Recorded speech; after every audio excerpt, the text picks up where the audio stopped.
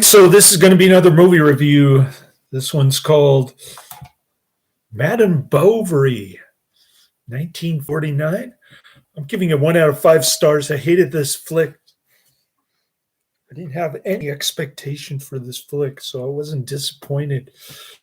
I actually thought the Droopy cartoon and the Dave O'Brien short were both better than this.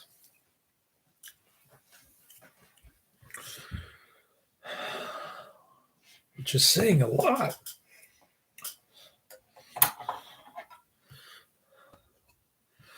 Because I wasn't too crazy about those either. It's not saying much, I should say. Not saying much. All right. Apologies for my voice breaking up in previous videos. I had no idea what was happening. Adrian pointed out, I thought my allergies were affecting my voice. I had a frog in my throat or something. But it turned out my microphone from God knows how many years ago, 7 years ago, 8 years ago, finally crapped out. I don't know why I've been using it all this time. Quite honestly, the computer microphone is obviously better at this point because it won't break up my voice. But I don't know if it's better than getting another microphone.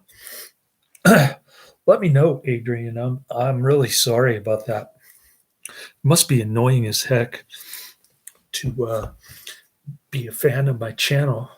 One of the only few fans. And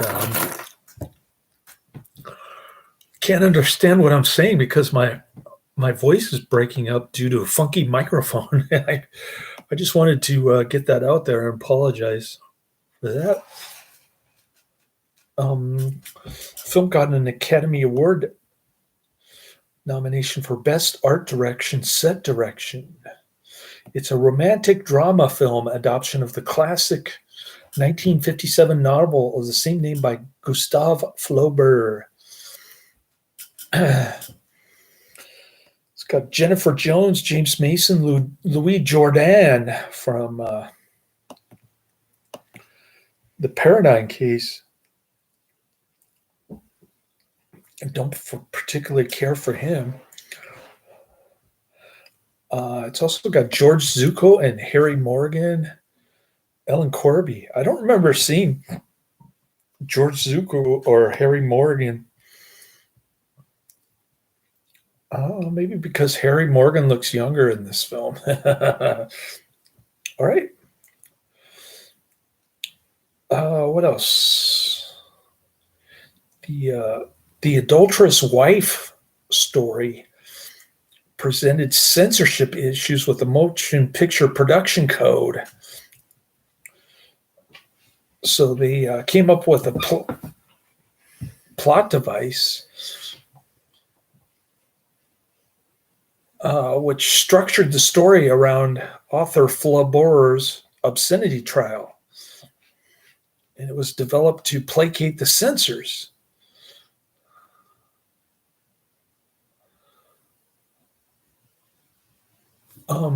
The highlight is supposedly the ball sequence set to composer Milkos Roska's lush film score. Oh yeah, I'm just reading off Wikipedia. Lana Turner was set to star, but when her pregnancy forced her to withdraw, Jones stepped into the title role. Jennifer Jones from Love is a Many Splendor Thing. One of the few movies that I actually watched with my former Chinese coworker who doesn't talk to me anymore. Symphony Chu. When I say Symphony Chu, don't say Gesundheit. Anyways, Jennifer Jones played a Eurasian woman with William Holden. Love is a many splendored thing. She didn't convince me as an Asian woman. She looks too white to me. But that's just me.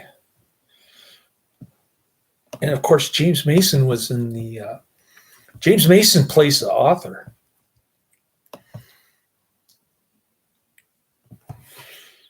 He was in Julius Caesar and some Stephen King television movie that I keep forgetting. Salem's Lot. Now I remember because Adrian keeps reminding me. All right. So in 1850s Paris courtroom, the author, Gustave Flaubert, played by James Mason, attempts to prevent the banning of his novel, Madame Bovary. So he's telling the story of Madame Bovary as opposed to the story just being presented. And somehow that managed to get the censors off MGM's back. Okay. So we're introduced to the 20-year-old Emma before she became a debauch woman. She fantasizes about the perfect life for herself. She falls in love with Dr. Charles Bovary, who's an incompetent, weak doctor, but he manages to do okay because he's got a house and a babysitter played by Ellen Corby, nanny, I should say, because Jennifer Jones is just completely libertine, debauch woman. She starts going after Louis Jourdan, and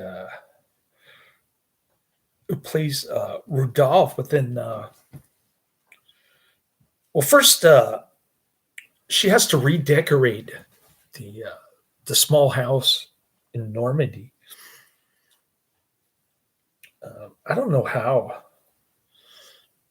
Charles Bovary manages to pay all the bills, but it reminded me of my first wife. This woman, an alcoholic, partying every weekend in LA, doesn't pay any bills, and then files bankruptcy after we separate. After I stop paying her dang bills. Yeah, that's what it reminded me of. So Emma redecorates and incurs a bunch of debt, but she doesn't have any social status. So she tells Charles that she wants a baby boy. Instead, she gives birth to a girl who can't stand her. She's always crying whenever she's around.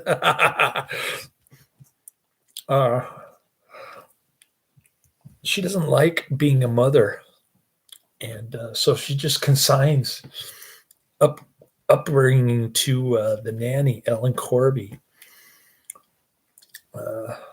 So she goes after this dude, Leon, who's kind of a worthless clerk, kind of like what I've been doing all my life, clerical work. And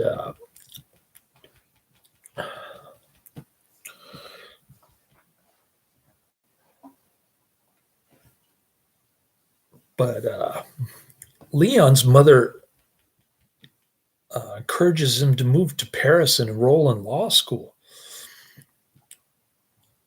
And Charles fails as a heroic country doctor. I'm just reading from the plot here on the Wikipedia because this movie was long, boring, and I didn't feel like keeping my eyes on it. I don't know. I couldn't get into it. But overall, I'm giving the disc 2 out of 5 stars. Anyways, Emma starts going after Louis Jordan, who moves to Italy and completely abandons her. Then she's heartbroken when she gets the note from Louis Jordan. She tries to jump out of the window, but Charles grabs her. This guy is like a humble wimp when it comes to confronting his wife's picadillos.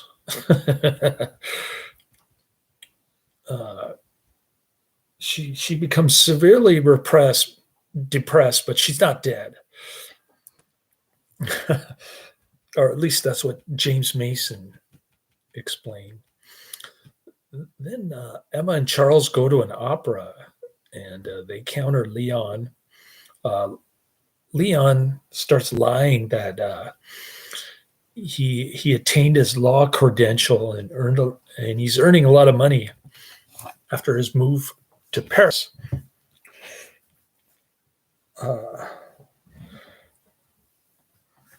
Then Leon goes after her, and she's reluctant at first, but then she caves in.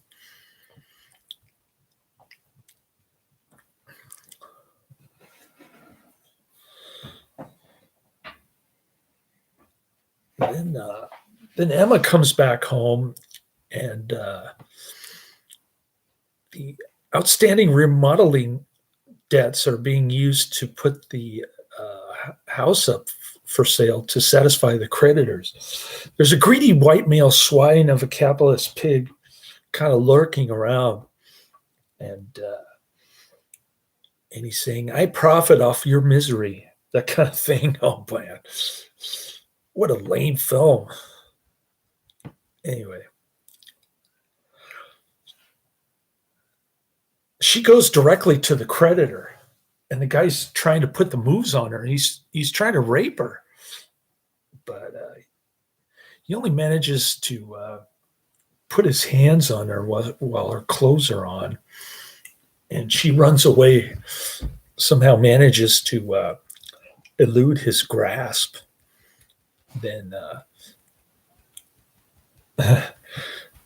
Then she decides to ask Leon, but then Leon says that Leon admits that he lied and he's doesn't have any money. Then Emma goes to Louis Jordan, and he just says, "Go away, you scare me."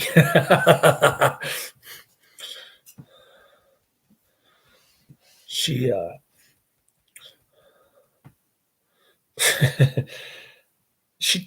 she tries to cop out of all of her greed and misery and debauchery by breaking into the apothecary, and she swallows arsenic, and then she dies.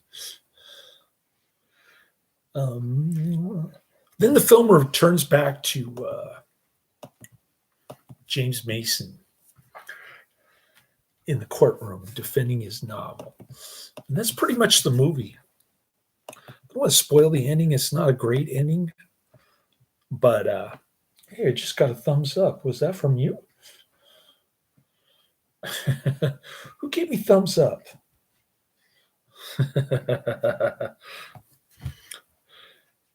Anyways, I fixed the microphone issues. Hopefully my fans are still there. Adrian Karate Man and Professor Quiz.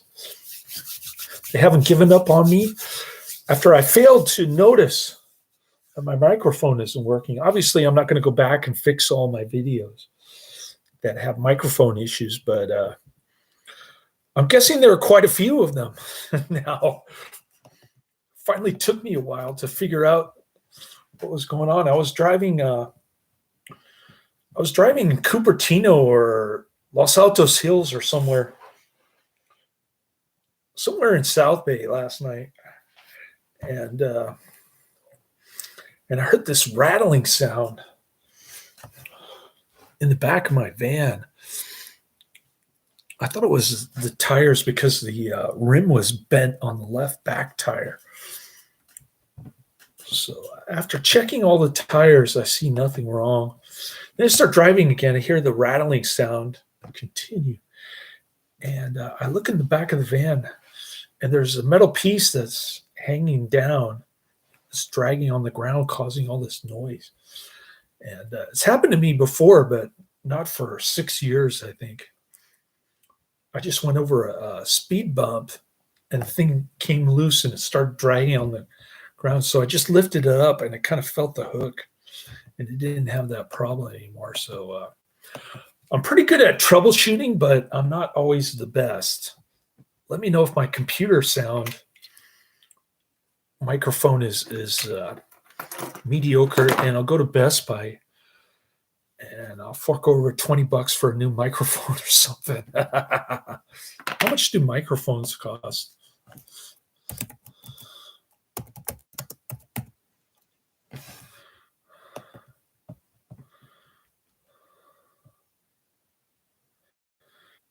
$22.95. This one looks pretty good.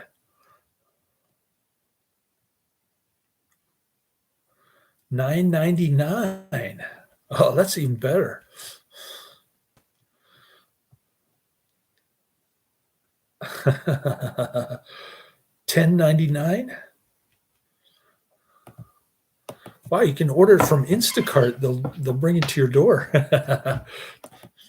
There's a Packard Bell omnidirectional desktop microphone. Oh, it's at Big Lots. That's why it's so cheap.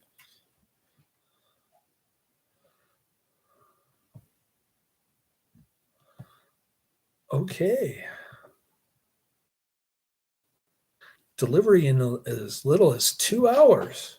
That's pretty good. If you're busy. I'm not too busy. I got 3 days off. I could easily go to Best Buy on Tuesday or Wednesday of next week during my, or Wednesday and Thursday of next week during my days off. So I took a couple naps, a half an hour nap and an hour nap. I think I'm ready to go through my list. I have Strategic Command on my list. Maybe I'll watch that and review it. That would bring me up to 5 reviews in one day. That's pretty decent for a Sunday. But I think I'll take another nappy poo. Hopefully it's not too long. Strategic Command with Dudikoff, 1997. I don't have high hopes for 90s Dudikoff movies. I'm not sure why Karate Man likes them so much. Anyways, we'll give it a shot. We'll keep an open mind. The Dudikoff movies from the 90s are not at all like American Ninja. Let me just put it to you that way, his 80s stuff. I tend to agree with that other reviewer who was talking about Dudikoff in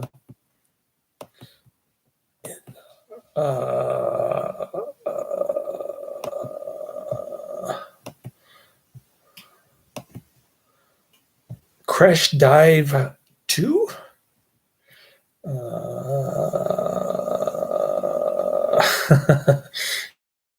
Can't even name of these movies. I'm bad. I'm bad when it comes to remembering movie names. But I did remember Salem's Lot. That's pretty good. Countermeasures. I didn't particularly care for Countermeasures too much. So hopefully I hit all the aspects of this movie. According to MGM, the film earned $1.1 million in the U.S. and Canada and $884,000 overseas, resulting in a loss of 910,000. So it was a financial flop, this one. All right. We'll try my best to get Strategic Command review in. If not today, at least tomorrow or Tuesday. Although I might get a Netflix on Tuesday. But anyways, we'll keep plugging away at these reviews. And let me know if I should get a new microphone. The sound is no good on this computer. Thanks. Later.